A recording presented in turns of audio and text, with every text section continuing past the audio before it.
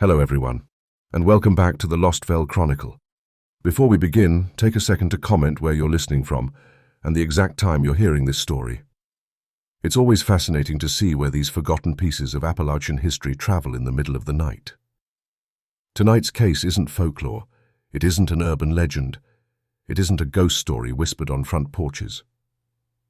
It's a documented, state-sealed incident from the mountains of West Virginia, one so disturbing that the official records remained hidden for decades.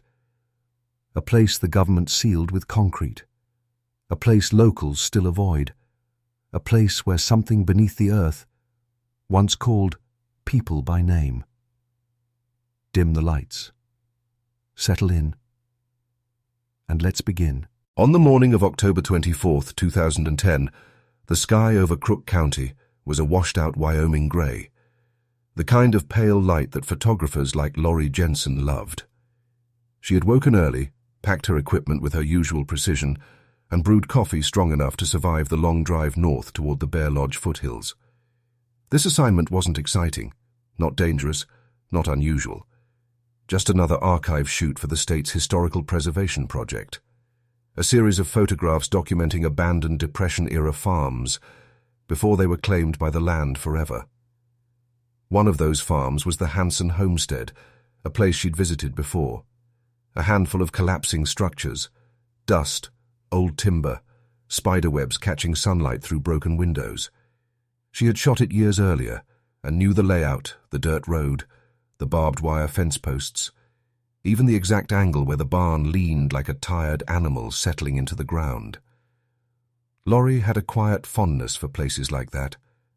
Forgotten, empty, heavy with stories that no one remembered. At 9:15 a.m., she made her last phone call. Her husband Jeremy later described her tone as calm, focused, already half in photographer mode. "I'm getting off the highway onto a dirt road. It'll be quiet from here," she said. And then the call ended. No one ever heard her voice again. The landscape she drove into was familiar. Rolling hills, stands of aspen, wind pressing across the grass like a tidal breath. Cell signal vanished quickly, as expected. She likely didn't think anything of it. Her yellow SUV continued the last few miles down a narrowing track that hunters used more than hikers, a road that faded into forest and then into silence. Hours later, that SUV would be the only thing left that made sense. When she didn't return home that evening, Jeremy did what spouses do. He rationalized, trusted her, reassured himself. She was meticulous, patient, often so absorbed in her work that she forgot the time. It wasn't until night settled fully and her phone remained unreachable that he allowed fear to take root. By 10 p.m., he called the sheriff's department, his voice steady but threaded with panic. The next morning, search teams found Lorie's vehicle about 5 meters from the old farm's boundary. It sat almost perfectly hidden in a cluster of aspen trunks, like someone had placed it there with unusual care. The doors were locked, the windows intact. Inside were her wallet, thermos, notebook, and personal belongings. Everything she would need for a day in the field. Everything except her camera, her backpack, and Lorie herself. There were no footprints around the vehicle, no drag marks, no signs of a fall, injury, or animal encounter. Just stillness. Search dogs picked up her scent for only a few yards before losing it abruptly, as if she had stepped into thin air. Even the wind seemed to conspire with the silence. The mountains of Wyoming swallow sound easily, but that day they swallowed a person. And the quiet that lingered around the Hansen homestead didn't feel natural. It felt deliberate. A silence that held something back. A silence waiting to be understood. The search for Lorie Jensen began before sunrise on October 25th, 2010, the kind of cold Wyoming morning where breath hangs in the air like unspoken warnings. Deputies, volunteers, and Rocky Mountain search and rescue teams gathered near the abandoned Hansen homestead with maps, radios, and dog units trained for exactly this kind of mission. They believed it would be routine. No one disappears cleanly in terrain like this. But almost immediately, the wilderness refused to cooperate. The search dogs were the first sign something was wrong. They were given fresh clothing from Lorie's house, a clean scent profile. The handlers expected a clear starting point near the yellow SUV. Instead, the dogs circled twice, pulled forward for only a few steps, then froze. Their noses lifted, confused, then lowered again. They paced, swung left, swung right, and whimpered. And then they stopped tracking entirely. A full scent dropout. Instant. Absolute. As if the trail had been severed. Handlers said it felt like walking into a wall of nothing. One of them whispered that he had seen dogs quit before, but never like this. Not with panic in their bodies. Helicopters were deployed next. The National Guard sent a UH-1 to sweep the foothills and forest canopy. The pilot circled for hours, banking low over the homestead, scanning every clearing, ravine, and fallen tree cluster. But the canopy was too dense. Aspen crowns locked overhead like shields, pine limbs layered thick as armor. If a body lay beneath those branches, it was invisible. Volunteers on foot combed the logging roads, stream beds, and the crumbling foundations of the farm buildings. They pushed through brush so thick it felt like walking through walls. Some searched for prints, others for broken twigs, a dropped lens cap, anything a photographer might have left behind. They found nothing. No footprints leading away from it. In the SUV, no drag marks in the soil, no signs of a struggle, no shredded clothing caught on branches, not a single thread. The wilderness didn't just swallow her, it erased her. By the second day, the sense of unease grew. Search veterans, the ones who had found lost hunters, missing hikers, even overturned vehicles buried in snow, began muttering that the area felt wrong, as if the hollow around the homestead was holding its breath. By the third day, doubt crept in, not about Lorie, but about the land itself. A volunteer ranger reported hearing an echo that didn't sound like an echo at all, more like a delayed breath in the trees. Another rescuer swore that time felt slower near the old barn, that his watch lost nearly 4 minutes when he checked it against the command center clock. Superstition, they said. Exhaustion, probably. But no one denied the heaviness in the air. By the fourth day, deputies began to consider other possibilities. Abduction, a forced disappearance, a vehicle transfer. But there were no tire tracks besides Lorie's, and no sign of another person anywhere on the property. Only silence.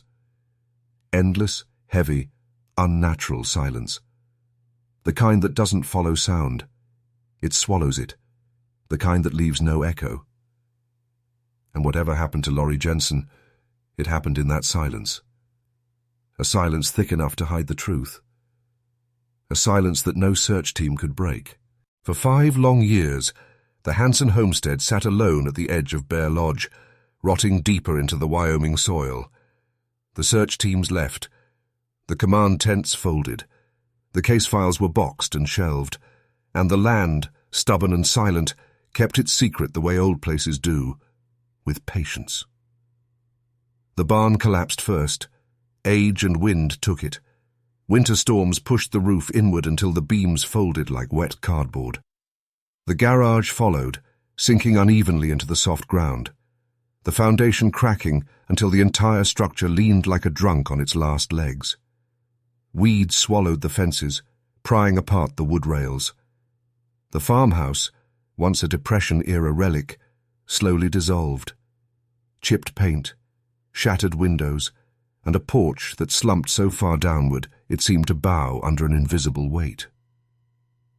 By 2012, the property looked less like a place someone had once lived, and more like a place the earth was reclaiming piece by piece. Hunters avoided it. Teenagers dared each other to go in, but rarely made it past the first broken gate. Locals whispered that the homestead didn't want company, a phrase they said jokingly, but never loudly. Meanwhile, the case froze so solid you could tap it with a hammer and hear a dull, lifeless thud. No new leads, no sightings, no evidence. The only things that changed were the seasons, and even those seemed to move slower around the homestead. Then came the summer of 2015, the first movement on the land since Lorie vanished. A development company finally obtained ownership after years of legal limbo. The plan was simple: tear down the ruins, level the soil, and prepare the acreage for a modern ranch.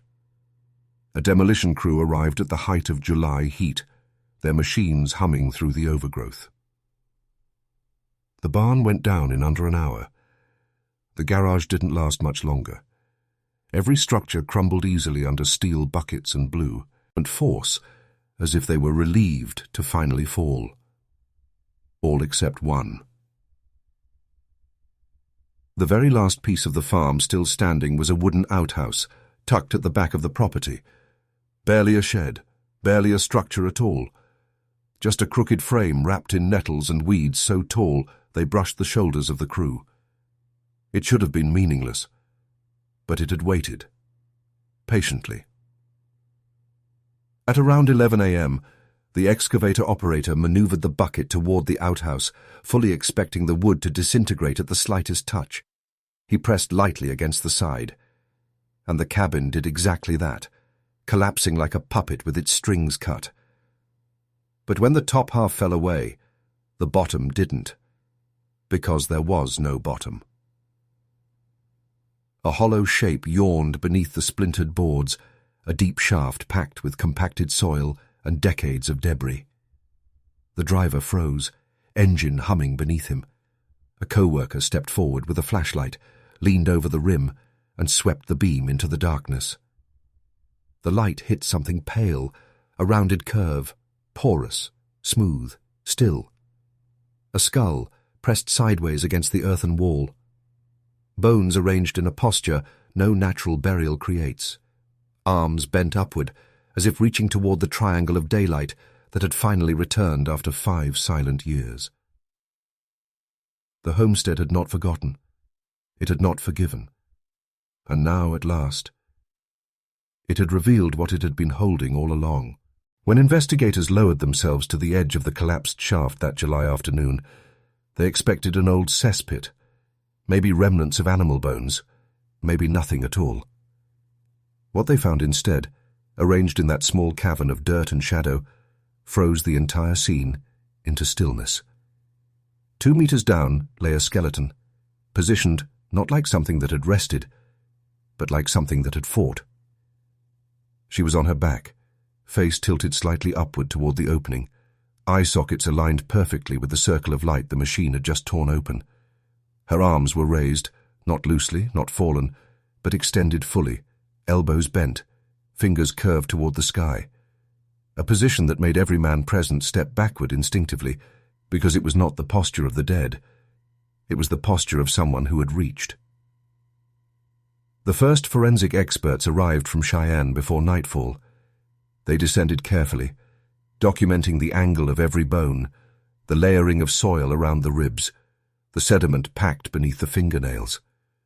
What they uncovered was not just a skeleton. It was a story written in trauma, in dust, in the desperate geometry of her final moments. The skull was examined first. A fracture in the occipital bone, long, linear, clean. Not enough force to kill, just enough to drop her. The pathologist noted the lack of cratering, no explosive break, no shattering of the inner plates, meaning she was struck, stunned, and likely disoriented, but still breathing, still conscious enough to understand she had been thrown somewhere she was not meant to leave. When they gently cleaned the nasal openings, they made the second, more devastating discovery: fine particles of pit soil embedded deep in the respiratory passages, dirt inhaled while she was still alive, dirt breathed in darkness, in panic, in the suffocating air of a forgotten place. Her fingers told the rest.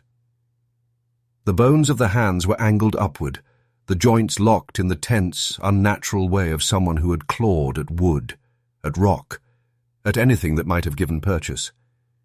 The abrasions on the bone ridges suggested scraping, repeated, frantic, hopeless scraping.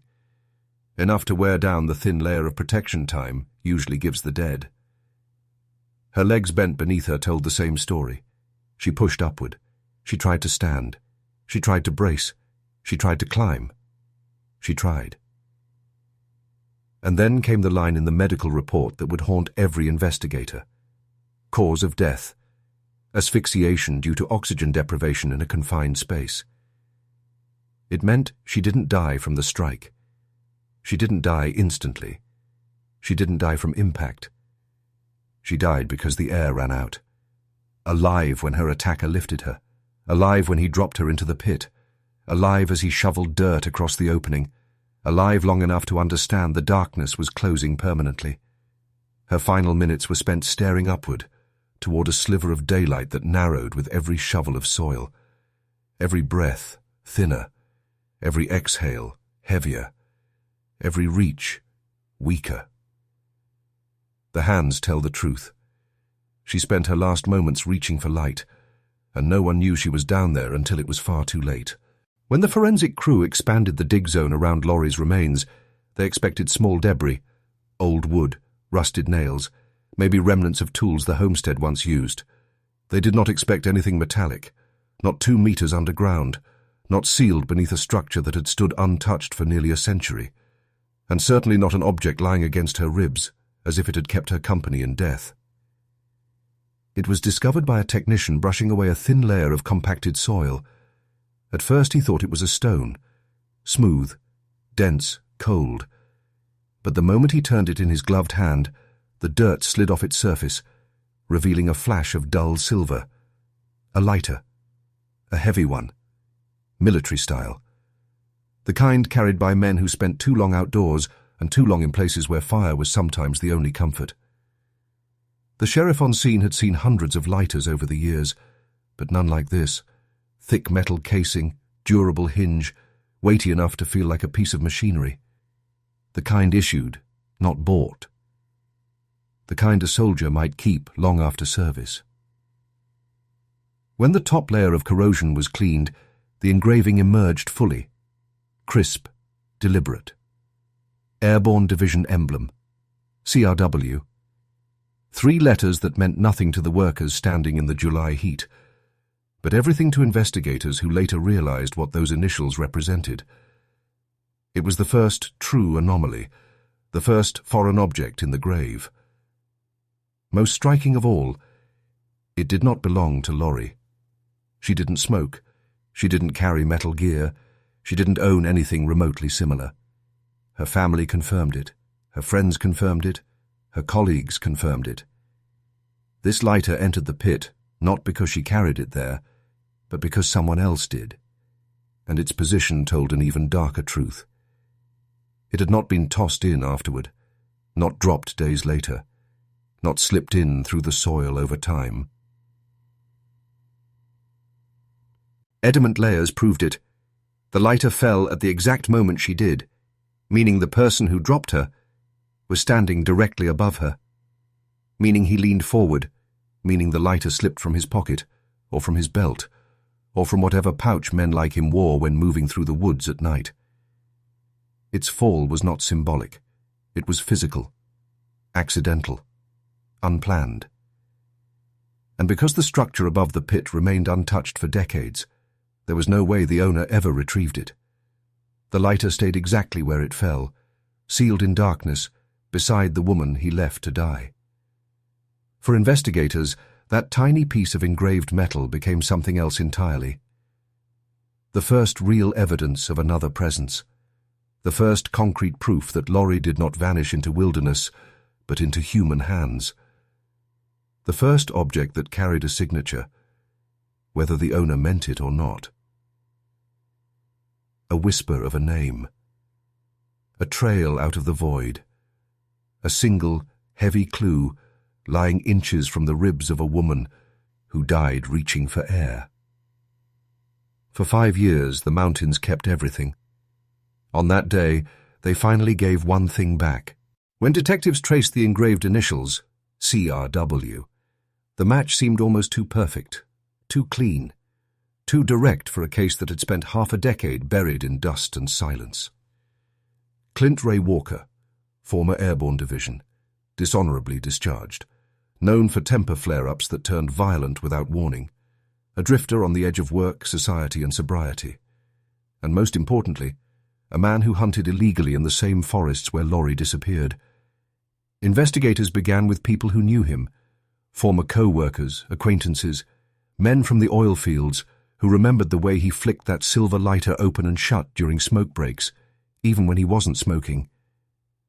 But the breakthrough came from someone closer, Sarah Lynch, his live-in partner during the fall of 2010, a woman who had spent years trying to forget him. She agreed to talk only once, only in private, and only if her name would never appear in a public report. Even then, she arrived shaking, the kind of trembling that comes not from nerves, but from memory. She did not hesitate when detectives showed her the photo of the recovered lighter. "That's his," she whispered. "He never went anywhere without it." What she told them next stitched together every loose thread the investigation had chased for years. She remembered one night in October 2010, cold, wind pushing against the trailer's thin walls, when Walker burst through the door near midnight. He was not drunk, not stumbling, not loud. Just wrong. His clothes were soaked with mud up to the knees, smeared with something darker across the chest. He moved through the trailer like he was trying to outrun whatever he'd left outside, pacing, breathing too fast, wiping his hands on a towel even though nothing remained visible on his skin. Sarah asked the simplest question, "Where's your lighter?" According to her, Walker froze, complete shirt. Then he snapped, grabbed her, hit her, shouted not to ask again. He threw his pants and shirt into a trash bag and dragged it outside. When he returned, he locked the door behind him. Sarah remembered that more clearly than anything. "He never locked the door," she said. "Not once. Not until that night." The next morning he woke before dawn, went into town, returned with cash he couldn't explain. Later, she found something on the trailer counter.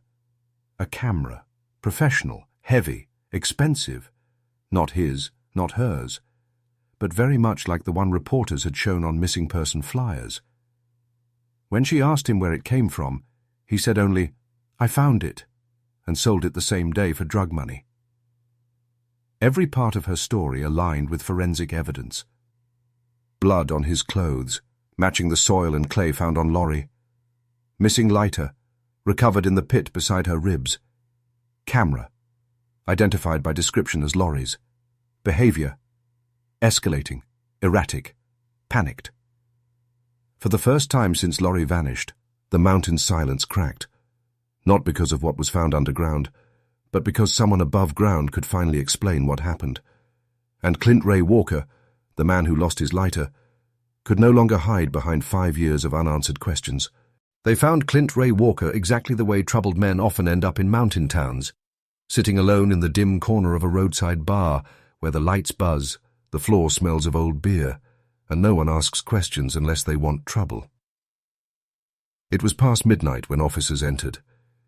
Walker barely reacted. He didn't flinch, didn't reach for anything, didn't look confused or afraid. He just stared at the wall behind the bar like he'd been watching the same invisible point for hours. When they cuffed him, he didn't resist. When they read his rights, he didn't blink. When they asked if he understood, he nodded once, a small mechanical motion. At the station, detectives placed him in a narrow room with pale green walls and a humming fluorescent light that flickered every few minutes. Walker sat with his elbows on the metal table, hands clasped, breathing slow and steady, like someone who had practiced stillness. For the first 30 minutes, he said nothing. Detective Alan Brooks began with simple questions: where he was that October, whether he hunted near Bear Lodge, whether he had ever seen an abandoned farm. Walker stared through him. Then Brooks brought up the disappearance of Lorie Jensen. Walker's expression didn't change. He said he didn't know her. He said he didn't know anything about a photographer. He said he'd never been near the Hansen homestead. His voice stayed flat, almost bored, a rehearsed denial from a man who'd denied things his whole life. Then Brooks reached into a folder and placed something on the table. A clear evidence bag. Inside it, the metal lighter. Polished, cleaned. Airborne Division insignia glinting under the interrogation room light. Initials CRW. Walker's jaw tightened so subtly that only someone watching for it would notice. His eyes didn't widen. They dropped. Only half an inch. But enough. "You recognize it, Brose," Ox said quietly. Walker swallowed. His throat clicked. His shoulders shifted. The first sign that he was no longer entirely in control of the moment. "I lost that years ago," he muttered. "No," Brooks replied, sliding the bag a few inches closer. "You lost it in 2010, the same day Lorie Jensen disappeared, the same moment she fell into that pit." The room seemed to shrink. Walker leaned back in his chair, jaw clenched so tightly a vein rose along his temple. For a long 30 seconds he said nothing. Then his voice changed, lower, thinner, stripped of confidence. She wasn't supposed to be there. The detectives froze. Brooks leaned in. "Where?" Walker shook his head slowly, eyes drifting to the corner of the ceiling as if replaying something he could not unsee. "She walked in on something. She shouldn't have," he murmured. "I didn't plan. It just happened." "What happened, Clint?" But Walker didn't answer that. He only whispered again, almost to himself. She wasn't supposed to be there. In that moment, the investigation shifted permanently. The silence of 5 years cracked open. The truth, or the beginning of it, stepped into the light. And Clint Ray Walker, for the first time, stopped running from what he'd done. Interrogations rarely have a single breaking point. They wear a suspect down grain by grain, pressure, silence, evidence, memory. But for Clint Ray Walker, the breaking point came quietly, almost anticlimactically, as if he'd been carrying the truth for years and was simply too tired to hold it anymore. When Detective Brooks pressed him again, "What happened at the homestead?" Walker exhaled in a long, shaky breath and rubbed his hands over his face. And then, without being asked again, he began speaking. He didn't look at the detectives. He didn't cry. He didn't plead. He just talked. He said he had been poaching on the Hansen homestead that morning. He'd used the decaying barn as a makeshift butchering shed, a hidden place where no ranger ever bothered to look, hooks on the beams, tarps on the ground, the kind of set-up poachers passed down like local folklore. He was working on an elk carcass when he heard footsteps outside. He assumed it was another hunter, or a ranger, or trouble. When the door opened, it wasn't any of those. It was Lorie Jensen, camera in hand, stepping into the doorway with a look of confusion rather than fear. The look of someone who'd stumbled into a scene that made no sense. Walker froze. Lorie froze. She opened her mouth, maybe to apologize, maybe to back away, maybe to explain she was only photographing the farm. He didn't let her speak. He admitted he panicked instantly, terrified of losing his illegal operation, terrified she'd report him, terrified the poaching charges would stick this time and ruin what little life he had left. He grabbed the nearest object, a heavy wooden handle, maybe part of a broken tool. He said he couldn't remember what it was. He swung once. Lorie fell. Walker insisted he thought she was only unconscious. He repeated that over and over, as if the repetition would make it true. He didn't check her pupils. He didn't speak to her. He didn't kneel down or try to wake her. He said the only thought in his head was, "I have to hide this before someone sees." So he did what poachers in those woods had done for decades. He dragged her body across the yard to the old wooden toilet, the one everyone avoided because the ground around it had begun to sag. Beneath it was a pit, deep, narrow and forgotten, used by hunters as a dumping place for animal remains no one wanted found. Walker said he lifted the warped hatch, gripped her under the arms, and dropped her in. He didn't listen. He didn't look. He didn't think. He shoveled earth, boards, and debris back over the opening, tamped it down with the heel of his boot, and walked away as if burying something unpleasant in the back of his mind. He went home, washed, burned his clothes, and pretended nothing had happened. When detectives asked whether he knew she might have still been alive, he stared at the table for a long time. "I didn't hear anything," he whispered. "I didn't hear anything." But the truth lay in the pit. Her arms, frozen upward, her fingers reaching for light, her lungs full of dust and earth. She was alive. And he chose not to know.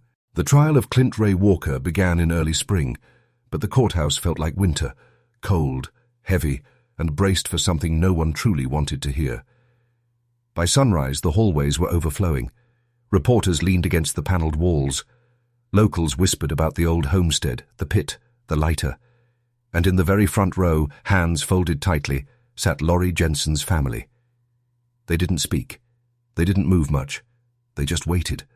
For answers, for accountability, for an ending that would never bring peace, but might at least stop the questions. Walker entered flanked by deputies. His face was expressionless, his posture rigid, as if he were sitting for a portrait rather than facing life imprisonment. He never once glanced toward Lorie's family. He never scanned the crowd. He simply stared ahead, jaw locked, eyes dull. The prosecution opened with something simple and devastating: Lorie's final moments.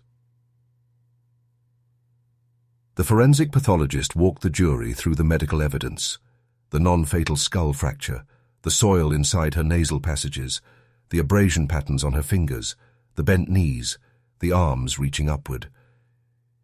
He explained with a clinical calmness that made the courtroom lean in how long a person could survive in a confined pit with limited oxygen. He described the gas buildup, the panic, the muscle spasms, the exhaustion, the slow suffocation.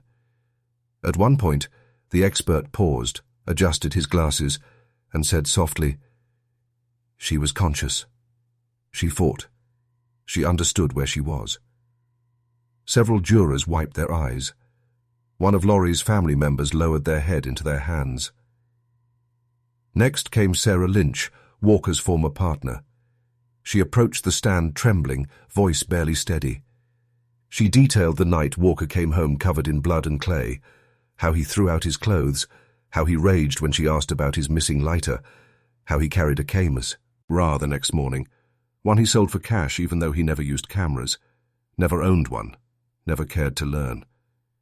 She spoke of his temper, his secrecy, his late-night disappearances.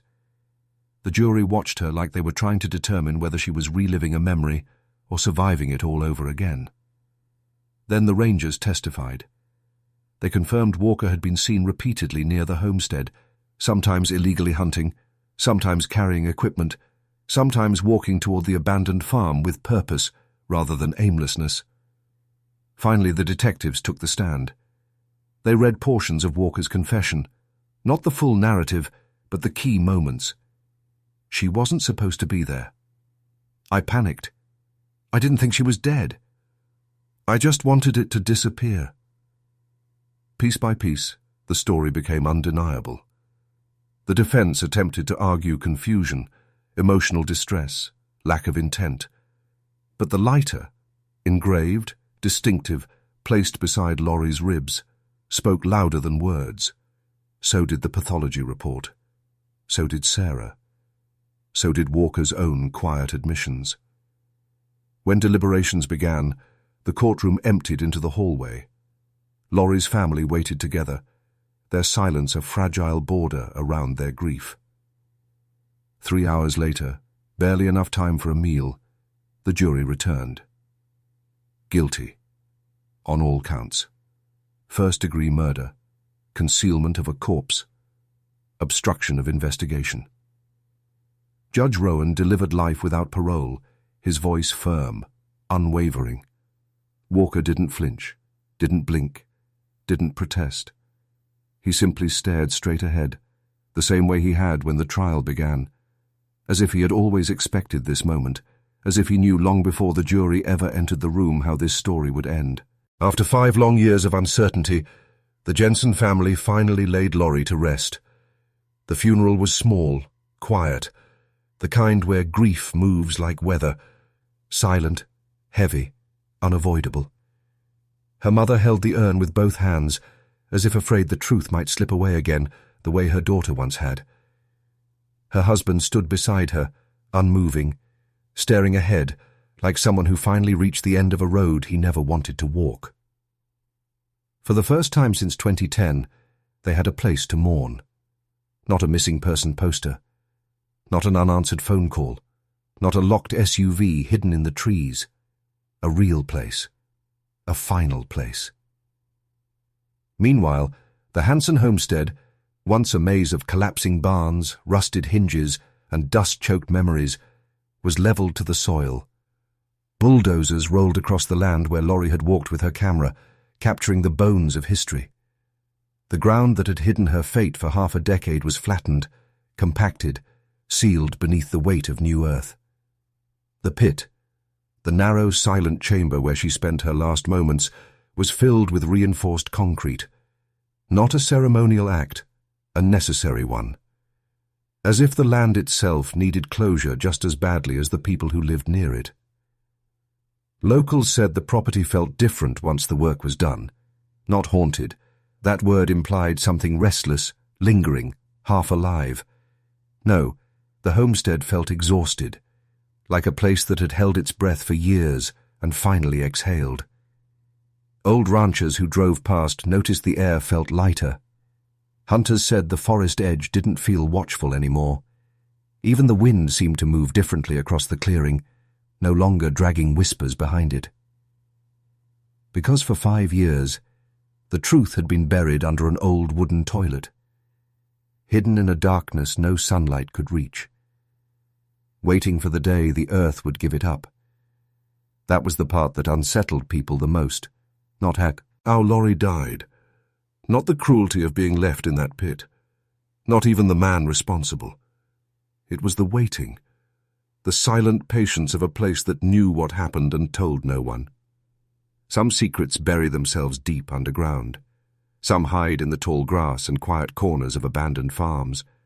And some, the worst kind, sit directly beneath your feet, inches away, unnoticed, unspoken, until one accidental moment rips the lid off everything. When the excavator lifted that rotted toilet stall, it didn't just uncover a crime scene. It released a truth the land had held tightly, almost protectively, for half a decade. A truth that changed lives, ended a mystery, and rewrote a tragedy in real time. Now, with Walker behind bars, the homestead erased, and Lorie finally home, the mountains of Bear Lodge have gone quiet again. Not the eerie kind of quiet that swallows hikers whole, but the weary quiet of a place that is done carrying a burden. Some say the silence there feels peaceful now. Others say it feels hollow. But everyone agrees on one thing. The earth remembers. And sometimes when it's ready, it tells the truth. If you've stayed with me until the end, thank you. Cases like this aren't easy, not because of the horror, but because of the silence.